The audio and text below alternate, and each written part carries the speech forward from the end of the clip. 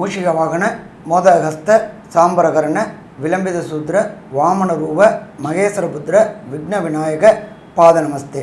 ஜெய்கணேச பாகிமாம் ஸ்ரீகணேச Shriganesha ரக்ஷமாம். Sri Bhagavathi YouTube channel நேயர்களுக்கு ஹரிஹர சர்மாவின் பணிவான நமஸ்காரம். ஸ்ரீ ஜோதிட குழுவின் சார்பாக ஆடி மாத பலன்களை பற்றி பார்ப்பதற்காக வந்திருக்கின்றோம். இந்த ஆடி மாதங்கிறது ஆடி மாதம் 1ஆம் தேதிங்கிறது 17/7/2024 புதன்கிழமை இன்னைக்கு ஆரம்பமாகுது. அதுமாரி ஆடி மாதம் முடிகிறது 16/8/2024 வெள்ளிக்கிழமையோடு முடியுது. இந்த நாட்களில் உள்ளதை பற்றி பார்ப்போம். இப்போ நாங்கள் வந்திருக்கிறது அடியன் சக்தி சோமையாகிய நானும், டாக்டர் KS ஐயங்கார் அவர்களும், டாக்டர் ஹரிஹர சர்மா ஐயா அவர்களும் வந்திருக்கிறாங்க. இப்போது ஆடி மாத பலன்களில் சொல்கிறதுக்கு முன்னாடி ஆடி மாதத்தில் இருக்கக்கூடிய விசேஷங்கள் என்னென்னங்கிறதையும் ஆடி மாதத்தினுடைய கிரக நிலைகளை பற்றியும் நம்முடைய டாக்டர் ஹரிஹர சர்மா ஐயா சொல்லுவாங்க. அனைவருக்கும் ஹரிஹர சர்மாவின் பணிவான நமஸ்காரங்கள். நாம் ஒவ்வொரு வருஷமும் பார்ப்போம்னாக்கா மாத பலன்கள் பார்ப்போம். அதை தவிர ஒவ்வொரு கிரக பலன்களும் பார்ப்போம். அதுபடி இப்போ பார்க்குறது தமிழ் மாத பலன்கள் பார்க்குறோம். தமிழ் மாதம் அப்படின்றது ஆடி மாத பலன்களை இந்த ட்ரிப்பு பார்க்க போகிறோம். இந்த ஆடி மாதம் இருக்கிறதுல வசந்த மாதம் அப்படிங்கிறோம். எதை வச்சு நீங்கள் சாமி வசந்த மாதம் அப்படின்றீங்க அப்படின்னாக்க உத்தராயண காலத்துலேருந்து தட்சிணாயன காலத்துக்கு போகிறது தான் ஆடி மாதம். நம்மளுடைய பித்திருக்களுக்கு உகந்த மாதம் அப்படின்றத பொறுத்தளவுக்கு பித்ருபக்ஷம், பித்திருக்களுக்கு காரியம் செய்யக்கூடியது அப்படின்றது ஆடி அமாவாசை. அதுக்கு அடுத்தது உத்தராயணத்துலேருந்து தட்சிணாயனம் போகக்கூடிய காலகட்டங்கள், தட்சிணாயனத்துலேருந்து உத்தராயணம் போன காலகட்டங்கள்னா மகர மாதத்தில் வர்றது அப்படின்றது தை அமாவாசை. அதுக்கடுத்து புரட்டாசி மாதத்தில் வர்றது மகாலய அமாவாசை. இதில் பொறுத்தளவுக்கு பெரும்பாலானவங்க என்ன பண்ணிடுவாங்க, அந்த திதி தர்ப்பணங்களை விட்டுருவாங்க. ஒரு சில பேர் இறந்த தேதியில் கொண்டாடுவாங்க. அவங்களுக்கெல்லாம் இந்த செய்யக்கூடிய மாதம் ஆடி மாதம், தை மாதம், மகாலய அமாவாசை. அப்படி இருக்கிற இந்த வசந்த மாதத்தை ஆடி மாதத்தில் என்னென்ன நற்காரியங்கள், என்னென்ன விசேஷ தினங்கள். ஆடி அப்படின்னாலே அம்மன் மாதம் அப்படின்னு சொல்லுவோம். அம்மனுக்கு கூழ் ஊற்றக்கூடிய மாதம் அப்படிம்போம். அப்போ இந்த மாதத்தில் வரக்கூடிய விசேஷங்களை பார்த்துட்டு ஒன்று ஒன்றா பார்ப்போமா. ஆடி மாதம் 3ஆம் தேதி அதாகப்பட்டது உங்களுக்கு என்ன வருது அப்படின்னு கேட்டோம்னாக்க 19/7/2024 தஞ்சை மாவட்டத்தில் உள்ள புன்னைநல்லூர் மாரியம்மனில் பூச்செறிதல் இருக்கிறதுலே ரொம்ப வசந்தது அப்படின்றது தஞ்சாவூர் புன்னைநல்லூர் மாரியம்மன். அதுக்கு அடுத்தது வர்றது அப்படின்றது 21/7/2024 பூர்ணிமா. இதில் என்ன எல்லா மாதமும் தான் பௌர்ணமி வருதே சாமி, இதில் என்ன இந்த பூர்ணிமாவுக்கு மட்டும் விசேஷ பூர்ணிமா அப்படின்றது புத்த பூர்ணிமா அல்லது குரு பூர்ணிமா. குருமார்களை வணங்கக்கூடிய பூர்ணிமா. நமக்கு அக்ஷரம் சொல்லி கொடுத்த, அக்ஷரம்னாக்க நாம் செய்கின்ற தொழிலுக்கு அக்ஷரம் சொல்லி கொடுத்த குருமார்களை வணங்கக்கூடிய தினம் அப்படின்றது பௌர்ணமி தினம், அதாகப்பட்டது குரு பூர்ணிமா தினம். அதுக்கு அடுத்தது பார்த்தோம் அப்படின்னாக்க 23/7/2024 செவ்வாய்க்கிழமை நம்ம காஞ்சிபுரத்தில் உள்ள ஸ்ரீ ஜெயேந்திர சரஸ்வதி சுவாமிகளுடைய ஜெயந்தி. காஞ்சிபுரம் மடம் அப்படின்னாலே உங்களுக்கு பொறுத்தளவுக்கு முதல் மடம் அப்படின்றத பொறுத்தளவுக்கு கேரளாவில் உள்ள ஆதிசங்கரர் மடம். அடுத்தது வந்தது 64 பட்டம்ன்றது ஜெயேந்திர சரஸ்வதி சுவாமிகள். அவங்க அங்கேயே அனுஷ்டானம் ஆயிருக்கிறாங்க. அவங்களுக்கு ஜெயந்தி கொண்டாடக்கூடிய நாள் அப்படின்றது 23. அதுக்கு அடுத்தது பார்த்தோம்னாக்க 27/7/2024 சனிக்கிழமை நம்ம பூமி பூஜை போடுறது. பூமி பூஜை போடுறது அப்படின்னாக்க வாஸ்து பகவான் கண் விழிக்கக்கூடிய நாட்கள். வாஸ்து பகவான் கண் விழிக்கக்கூடிய நாட்களில் நாம் அந்த மனைக்கு உண்டான பூஜையை பண்ணிவிட்டு வீட்டு வேலையை தொடங்கினோம் அப்படின்னா எந்த விதமான தடசமும் வராது. லோன் கேட்ட இடத்துல லோன் கிடைக்கும், மெட்டீரியல் கேட்ட இடத்துல கிடைக்கும், வேலைக்காரங்க எல்லாருமே பிரச்சனை இல்லாமல் இருப்பாங்க. அப்போ அந்த வாஸ்து நாளில் எந்த டைம்னு ஒரு பர்டிகுலர் டைம் சொல்கிறேன், அந்த டைம் ரொம்ப வசந்த டைம். காலையில் 6:52லேருந்து 8:22 வரையிலும் இந்த வாஸ்து தினம், வாஸ்து பூஜை போடக்கூடிய நேரம். அதுக்கு அடுத்தது எம்பெருமான் முருகபெருமானுக்கு உண்டான தினம் அப்படின்றது ஆடி மாதத்தில் வர கிருத்திகை தினம். அதுக்கு அடுத்தது பார்த்தோம் அப்படின்னாக்க தஞ்சாவூர் மாவட்டம், கும்பகோணம் மாவட்டம், இந்த காவேரி நதி பாயக்கூடிய மாவட்டங்களில் என்ன பண்ணுவாங்க அப்படின்னாக்க ஆடி பெருக்கு அல்லது 18ஆம் பேர் அப்படிம்பாங்க. குழந்தையெல்லாம் சொப்பரத்தை எடுத்துகிட்டு போயிட்டு எல்லா சாப்பாடையும் வச்சுக்கிட்டு அந்த கரையோரம் சாப்பிடுவாங்க. அதே போல் புதுமண தம்பதிகளை பொறுத்தளவுக்கு மாங்கல்யம் மாற்றக்கூடிய நாள். இது எல்லாமே வசந்த நாள் அப்படின்றது ஆடி பெருக்கு. அதுக்கு அடுத்தது 4/8/2024 ஆடி அமாவாசை. அது என்ன சாமி ஆடி அமாவாசை, அது மட்டும் என்ன அப்படின்னாக்க உங்களுக்கு பொறுத்தளவுக்கு உத்தராயணத்துலேருந்து தட்சிணாயனம் மாறக்கூடிய காலகட்டம் அப்படின்றத பொறுத்தளவுக்கு கடக மாதம், அதாவது ஆடி மாதம். இந்த ஆடி மாதத்தில் பொறுத்தளவுக்கு உத்தராயணம் அப்படின்றது தேவர்களுடைய பகல் பொழுது, தட்சிணாயனம் அப்படின்றது தேவர்களுடைய இரவு பொழுது.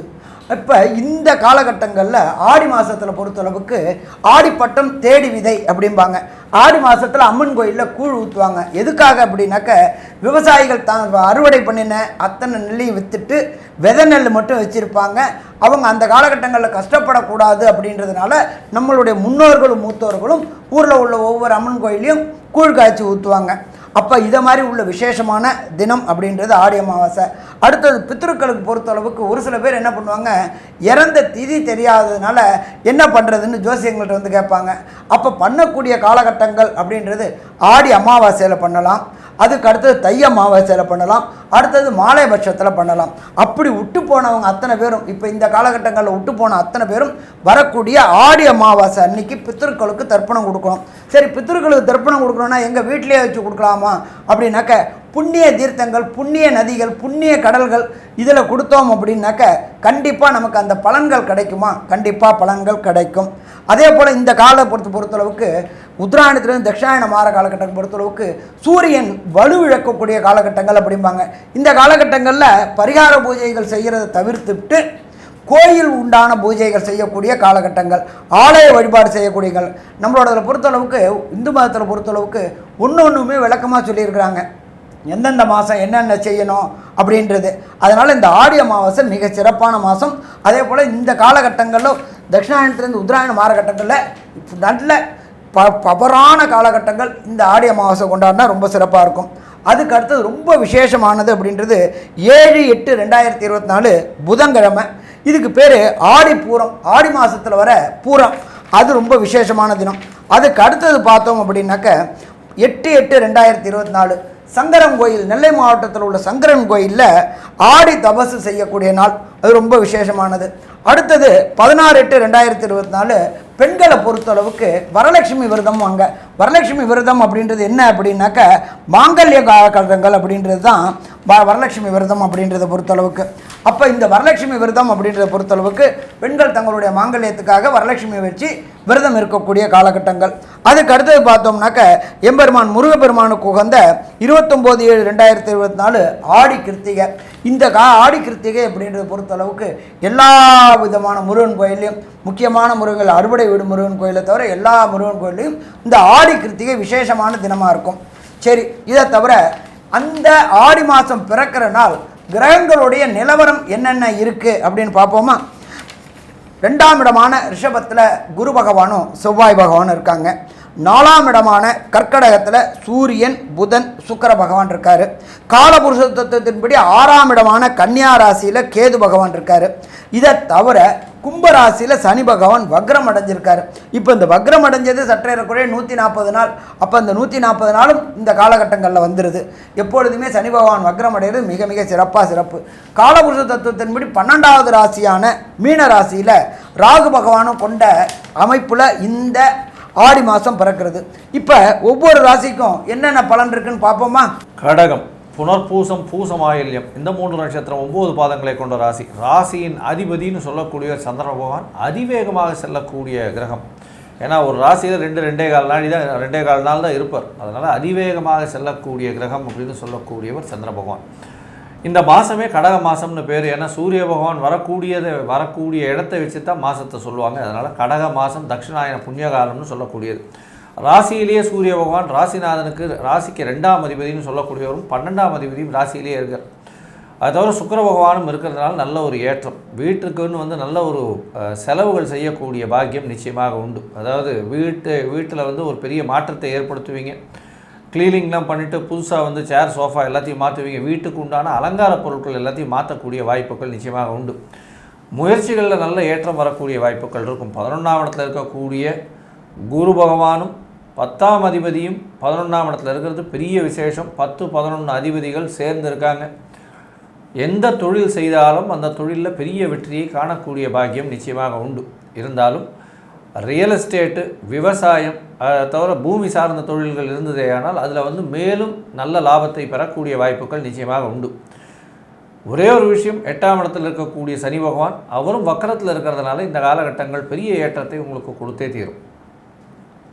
இந்த மாதம், அதாவது ஆடி மாதம் குரோதி வருஷத்தில் கடகராசிக்காரர்கள் படிக்கக்கூடிய மாணவ மாணவியர் எப்படி இருப்பாங்க, அவர்களுக்கு திருமண பாக்கியம் உண்டா, குழந்தை பிராப்திகள்லாம் உண்டா, இந்த மாதத்தில் ரொம்ப நாள் குழந்தை பிராப்தி இல்லாதவர்களுக்கு இருக்கா அப்படின்றத நம்ம ஐயா ஹரிஹர சர்மா கிட்ட கேட்போம். ஐயா நல்லா தெளிவாக விளக்கமாக விரிவாக சொன்னீங்க.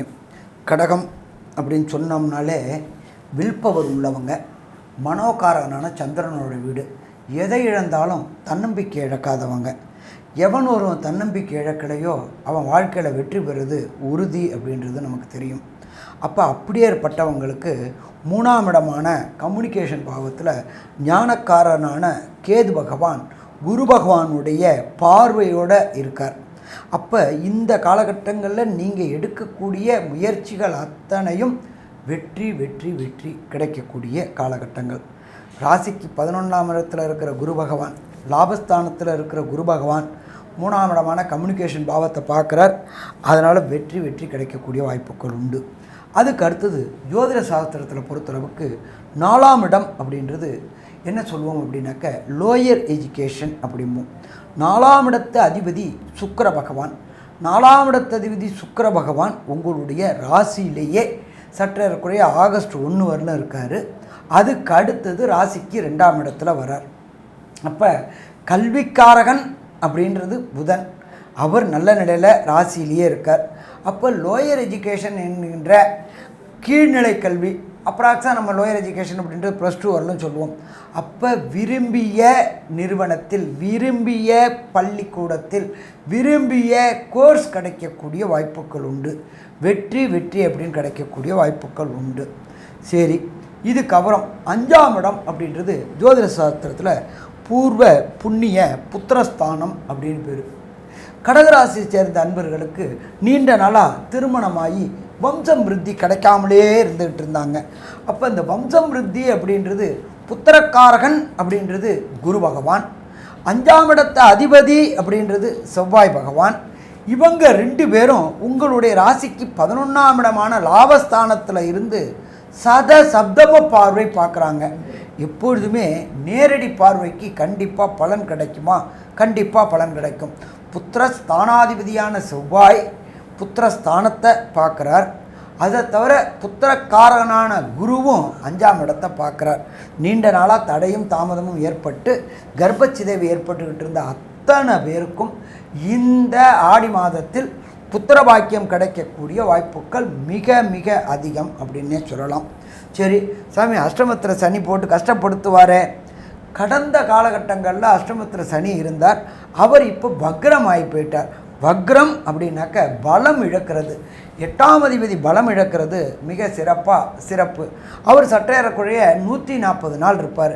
அப்போ இந்த 140 நாளில் உங்களுடைய 31 நாளும் வந்துடுது. அதனால் கடகராசிக்காரங்களுக்கு இது ப்ரீத்திங் டைம் அப்படின்னாக்க ஐசியூலேருந்து ஜென்ரல் வார்டுக்கு வரக்கூடிய காலகட்டங்கள். அப்போ இந்த தொழிலில் உடல்நிலையில் இருந்த பிரச்சனைகள் அத்தனையும் தீரக்கூடிய வாய்ப்புகளும் உண்டு. சரி, அதுக்கு அடுத்தது அகப்பட்டவனுக்கு அஷ்டமத்தில் சனி, ஓடி போனவனுக்கு 9ல் குரு அப்படிம்பாங்க. என்ன சாமி 9ல் ராகு தானே இருக்கார், அங்கங்கே குரு வந்தார் அப்படின்னாக்க எந்த ஒரு கிரகங்கள், அதாவது ராகு கேது, அவங்க எங்கே நிற்கிறாங்களோ அந்த இடத்து அதிபதியின் காரகத்துவத்தை எடுத்து செய்யக்கூடியவங்க ராகு. அப்போ அந்த இடத்துல கோதண்ட ராகு 9ல் குரு வரக்கு ஈக்குவலானது. அப்போ இந்த காலகட்டங்களில் உயர்கல்வினா என்னென்ன, இந்த IIT, JEE, NEET competitive exam எழுதக்கூடிய கடகராசி குழந்தைகளுக்கு இந்த காலகட்டங்களில் வெற்றி வெற்றி வெற்றி கிடைக்கக்கூடிய காலகட்டம். சரி, அது மட்டுமா அப்படின்னாக்க 10ஆம் அதிபதியான செவ்வாயும் 11ஆம் இடத்துக்கு போயிட்டார். அப்போ படித்து ஜெயித்தவங்களுக்கு விரும்பிய கல்லூரி, விரும்பிய யூனிவர்சிட்டி, இது எல்லாமே எளிதில் கிடைக்கக்கூடிய வாய்ப்புகள் உண்டாகும். சரி, அதற்குண்டான பொருள், அதற்குண்டான தனவரவு லாபஸ்தானாதிபதியான குரு பகவான் 11ஆம் இடமான லாபஸ்தானத்தில் இருக்கார். அங்கே அவர் குருமங்கள யோகம் பெற்றிருக்கிறார். அப்போ படித்த படிப்புக்கு உண்டான யூனிவர்சிட்டி கிடைக்குது. சாமி எனக்கு ரொம்ப நாளாக அமெரிக்காவில் போய் படிக்கணும், வெளிநாட்டில் போய் படிக்கணும், அங்கேயே வேலை பார்க்கணும், அங்கேயே சம்பாதிக்கணும் அப்படின்னு நினச்சிக்கிட்டு இருந்த கடகராசி என்பவர்களுக்கு விரும்பிய பல்கலைக்கழகம், விரும்பிய நாடு கிடைக்கக்கூடிய வாய்ப்புகள் உண்டு. அதே போல் அங்கே இருந்து வேலை செய்கிறவங்களுக்கு நான் ரொம்ப நாளாக H1ல் தான் இருக்கிறேன், எனக்கு PR கிடைக்குமா, எனக்கு சிட்டிசன்ஷிப் கிடைக்குமா அப்படின்னு ஏங்கிட்டு இருந்த கடகராசி என்பவர்களுக்கு கண்டிப்பாக PRம் சிட்டிசன்ஷிப்பும் கிடைக்கக்கூடிய வாய்ப்புகள் உண்டு. 11ஆம் இடத்துல குரு பகவானும் செவ்வாய் பகவானும் இருக்காங்க. ராசிநாதன் அந்த 11ஆம் இடத்து அதிபதியான சுக்கிர பகவான் ராசியிலேயே இருக்கார். அதனால் கண்டிப்பாக வெற்றி கிடைக்கக்கூடிய வாய்ப்புகள் மிக மிக அதிகம்.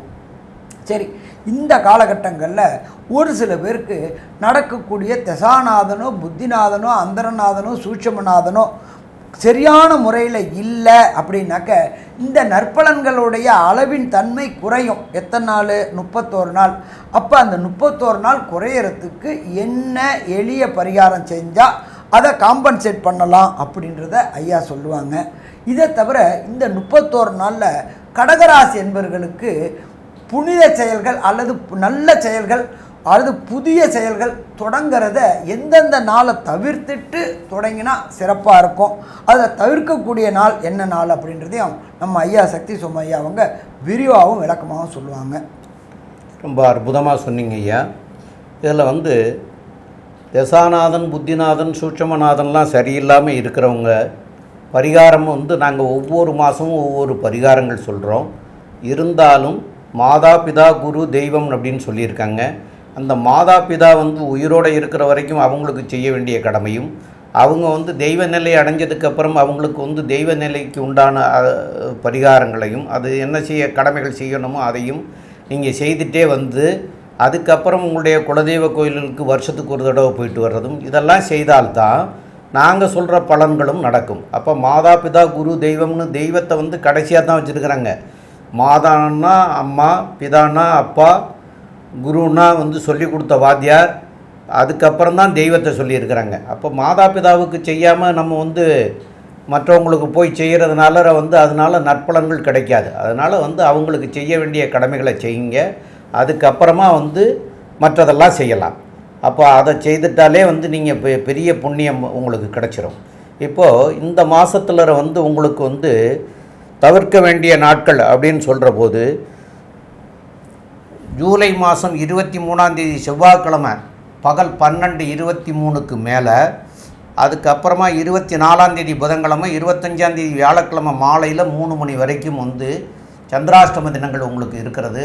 அதனால் புதிய முயற்சிகள் எதுவும் செய்ய வேண்டாம், அதேமாரி பயணங்கள் எதுவும் செய்ய வேண்டாம். இந்த நாட்களை தவிர்க்கிறது மிக மிக நல்லது.